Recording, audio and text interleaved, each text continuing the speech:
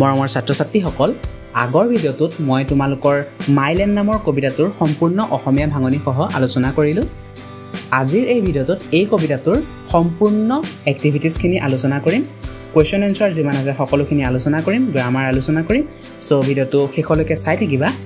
তোমালোক সকলোকে অধ্যয়নজন আসাম ইউটিউব চেনেললৈ স্বাগতম জনাইছো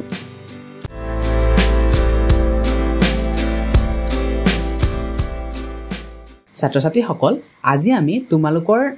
ক্লাস 6 ৰ যিখন ইংৰাজীৰ নতুন পাঠ্যপুথি ৰেইনবো 1 ৰ চতুৰ্থটো লেসন মাইলেণ্ড নামৰ এটি কবিতা আছে সেই কবিতাটোৰ সম্পূৰ্ণ এক্টিভিটিজ আলোচনা কৰিম তো তাৰ বাবে মই এটা পিডিএফ ৰেডি কৰিছো সেই পিডিএফটো চাই লওঁ আহা তো ফাৰ্ষ্টতে যেটো দিয়া আছে answer the following question according to the poet who are the bravest men কবিৰ মতে আটাইতকৈ সাহসী ব্যক্তিজন কোন ইয়াৰ এনসাৰটো হ'ব according to the poet the bravest men are those who fight and died for their native land অৰ্থাৎ কবিৰ মতে আটাইতকৈ সাহসী ব্যক্তিজন হৈছে সেইজন ব্যক্তি যি নিজৰ জনমভূমিৰ বাবে যুদ্ধ কৰিব পাৰে আৰু লগতে মৃত্যু হ'ব পাৰে Second question to hoise when will the poet consider his lot divine ketia kobie nijor bhagyok oishorik ba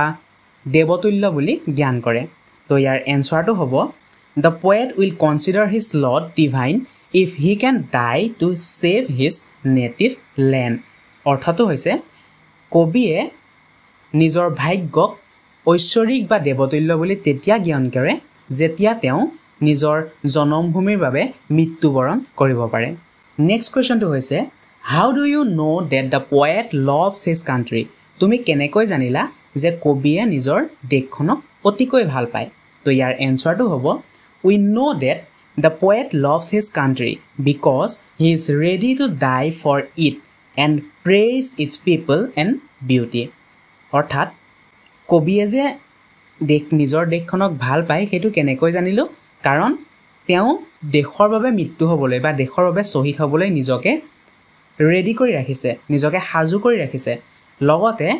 নিজৰ দেশখনৰ আৰু নিজৰ দেশৰ মানুহখিনিৰ কথা গৌৰৱেৰে কৈছে তো ইয়াৰ পৰা আমি জানিব পাৰিলো যে কবিয়ে নিজৰ জনমভূমিখনক বা নিজৰ স্থানীয় ঠাইখনক অতিকৈ ভাল পায় নেক্সট কোৱেশ্চনটো হৈছে What is the poem about? কবিতাটো কিহৰ বিষয়ে কোৱা হৈছে তো ইয়াৰ এনসাৰটো হ'ব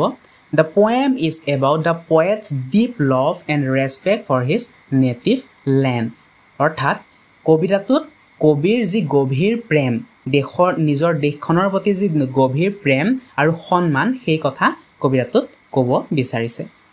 ইয়াৰ পাছত সেকেন্ড কোৱেশ্চনটো অৰ্থাৎ 2 নম্বৰ কোৱেশ্চনটো কি দিছে Write T for the correct statement and F for the incorrect statement in the box near each sentence মানে এটা বাক্য দিয়া হৈছে সেই বাক্যকেইটা যদি শুদ্ধ হয় তেতিয়া টি দিবলৈ কৈছে আৰু যদি বাক্যটো ভুল হয় তেতিয়া এফ দিবলৈ কৈছে তো ফাৰ্স্ট সেন্টেন্সটো চাই লওঁ হা ইয়াতে কোৱা হৈছে the poet's native land is rich and rare কবিৰ জনমভূমিখন ধনী আৰু বিৰল তো এটো শুদ্ধই হয় গতিকে ইয়াত আমি কি দিব লাগিব টি Next sentence to দিয়া হৈছে the women of the poet's native land are courageous মানে কবিৰ যি নেটিভ ল্যান্ড যি জনমভূমি সেই জনমভূমিত বাস কৰা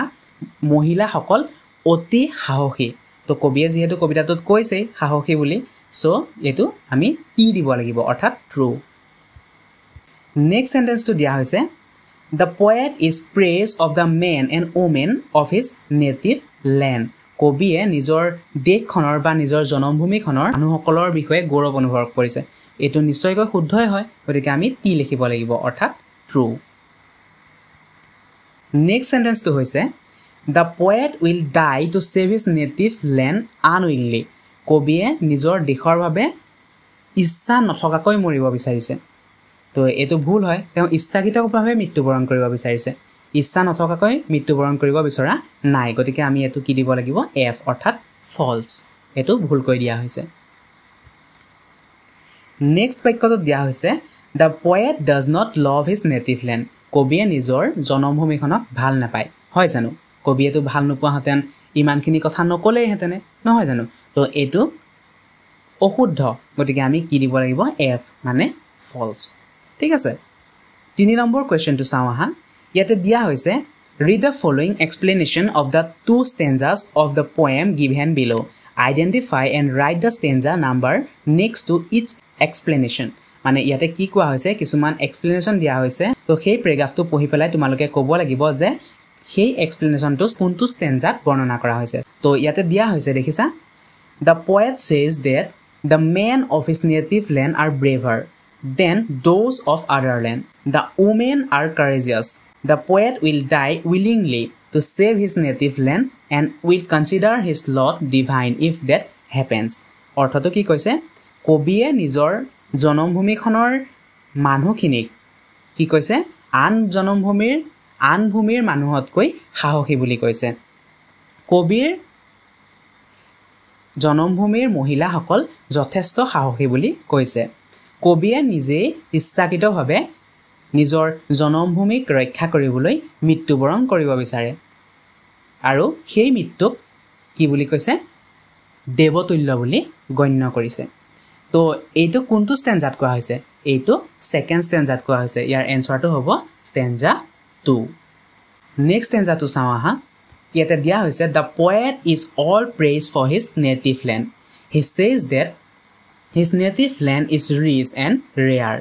fresh and fair dear and rare he takes pride on the uniqueness of his native land তো ইয়াৰ অৰ্থটো হৈছে poet জনে বা কবি জনে নিজৰ জনমভূমিখনৰ বিষয়ে গৌৰৱ অনুভৱ কৰিছে তেওঁ কৈছে যে তেওঁৰ জনমভূমিখন অতিকৈ চহকী আৰু বিৰল অতিকৈ সতেজ আৰু সুন্দৰ অতিকৈ প্ৰিয় আৰু বিৰল তেওঁ নিজৰ জনমভূমিখনৰ যি ইউনিকনেছ অৰ্থাৎ আনতকৈ বেলেগ বুলি নিজৰ জনমভূমিখনক ক'ব বিচাৰিছে তো এটো কোনটো স্টেঞ্জাত কোৱা হৈছে এইটো স্টেঞ্জা 1ত কোৱা হৈছে 4 নম্বৰ কোৱেশ্চনটো চাওঁ আহা ইয়াতে কোৱা হৈছে write the rhyming words from the poem for the ones given below ইয়াত rhyming word লিখিবলৈ কৈছে fair to হ'ব rare saver to হ'ব braver sign to হ'ব divine ঠিক আছে 6 নম্বৰ কোৱেশ্চনটো হৈছে find out some example of alliterations from the poem and write down in the space provided এতিয়া alliteration মানে কি alliteration মানে হৈছে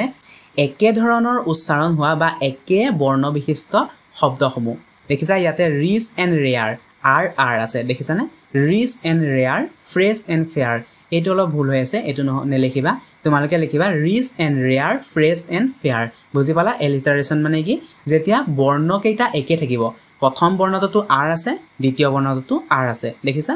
সেকেন্ডটো চোৱা প্ৰথমটো f আছে দ্বিতীয়টো f আছে তেতিয়া হেবৰক কোৱা হয় alliteration সো কবিতাটোত কি কি alliteration আছে বাছিবলৈ কৈছে তো প্ৰথমটো হ'ব rich and rare আৰু দ্বিতীয়টো হ'ব fresh and fair ঠিক আছে নেক্সট কোৱেশ্চনটো চাওঁ ইয়াতে দিয়া হৈছে the poet has used a few adjectives to describe his native land write the adjective in the space provided adjective মানে কি adjective মানে হৈছে বিশেষণ পদ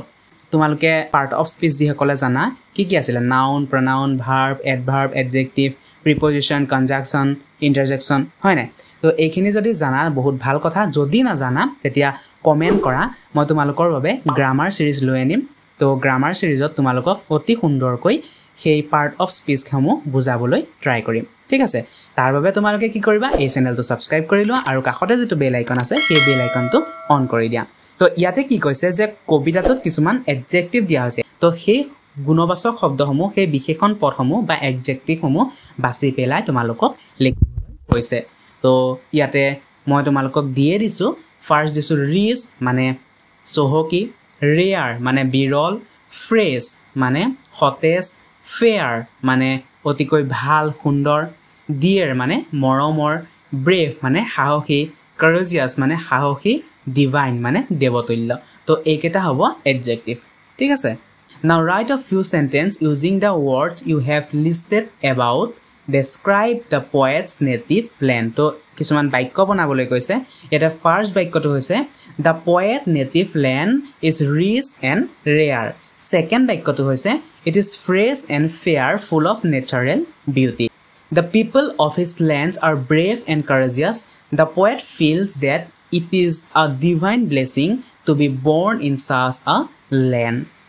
So 9 number question to saw ha yata dia hoise listen to the text read out to you by your teacher. As you listen, write down the answer in the given spaces beside the question. Kisman question dia hoise he question khini utor শিক্ষকৰ সহায়ত কৰিবলৈ কৈছে তো ইয়াতে মই তোমালোকক কৰাই দিছো ফাৰ্স্ট কোৱেশ্চন তো দিয়া হৈছে where was Bhogeswari Phukanani born Bhogeswari Phukanani এগৰাকী স্বাধীনতা সংগ্ৰামী আছিল আমাৰ ভাৰত স্বাধীন কৰাৰ সময়ত তেওঁ অৰিহণা অতিকৈ গুৰুত্বপূৰ্ণ তো তেওঁৰ বিষয়ে হলিছে ভোগেশ্বৰী ফুকননী কোত জন্মগ্ৰহণ কৰিছিল তো ইয়াৰ এনসাৰটো হ'ব বৰহামপুৰ নগাঁও আসাম অসমৰ নগাঁও জিলাৰ বৰহামপুৰ নামৰ ঠাইডোখৰত ভোগেশ্বৰী ফুকননীৰ জন্ম হৈছিল Next question to dia hoise when did the Quit India movement start? Quit India movement mane Bharat Tyag Andolon ketia arambho hoisile to yar answer to hobo 1942 1942 sonor pora Bharat Tyag Andolon arambho hoisile to next question to dia hoise when did Bhogeshwari Fukononi die? Bhogeshwari Fukononi ketia mittuboron korisil to yar answer to hobo 20th September 1942 1942 sonor 20 September tarikhe Bhogeshwari Fukononi ihorila সম্বৰণ কৰিছিল তো এখিনি আছিল question answer খিনি এই question answer খিনি PDF টো যদি তোমালোকক লাগে এই পিডিএফ টোৰ পৰা যদি তোমালোকে পঢ়িব বিচাৰা দেন এই পিডিএফ টো মোৰ টেলিগ্ৰাম চেনেল আৰু মোৰ হোৱাটসঅ্যাপ চেনেলত দিয়া হ'ব এই চেনেল দুটা জয়েন কৰিবলৈ হলে মোৰ এই ভিডিওটোৰ তলতে অৰ্থাৎ ডেসক্ৰিপচন বক্সৰ লিংক পাই যাবা সেই লিংকত ক্লিক কৰি চেনেল দুটা জয়েন হৈ লবা আৰু এই পিডিএফ টো তোমালোকে ডাউনলোড কৰি ইউজ কৰিব পাৰিবা ঠিক আছে তো এয়াই আছিল আজিৰ ভিডিওটো যদি ভিডিওটো ভাল লাগিলে তেন্তে এটা লাইক কৰি দিয়া লগতে এই ভিডিওটো তোমাৰ বেষ্ট ফ্ৰেণ্ডৰ লগত শেয়াৰ কৰি দিয়া লগতে এই চেনেলটো সাবস্ক্ৰাইব কৰা আৰু কাষতে থকা যেটো বেল আইকন সেই বেল আইকনটো অন কৰি দিয়া তেতিয়া মই আপলোড কৰা প্ৰত্যেকটো ভিডিওৰ নটিফিকেশন তোমালোকে পাই থাকিবা আৰু ভিডিওসমূহ তোমালোকৰ তেতিয়া স্কিপ নহয় ধন্যবাদ